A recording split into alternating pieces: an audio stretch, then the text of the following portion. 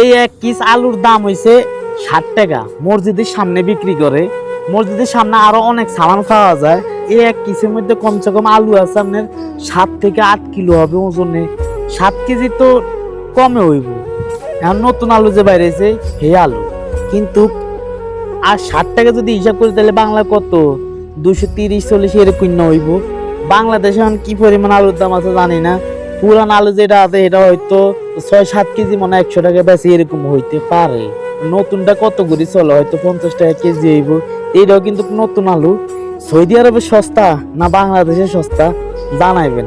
আমার মনে হয় বাংলাদেশে আর নতুন আলু হিসাবে দাম একটু বেশি চলে, বাংলাদেশে পুরানটা একটু কম আছে। কিন্তু এই জায়গার মধ্যে আমার নতুন আলু 7 কেজির উপর হইব আমার মনে হইতে আছে।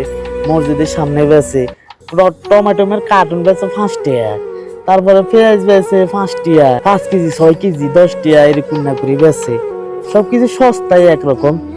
এই জায়গার মধ্যে আসলে সমস্যা নেই, কিন্তু বাংলাটা এইসব কিলো হয়তো বা অনেক টিয়া হয়ে যেতে পারে।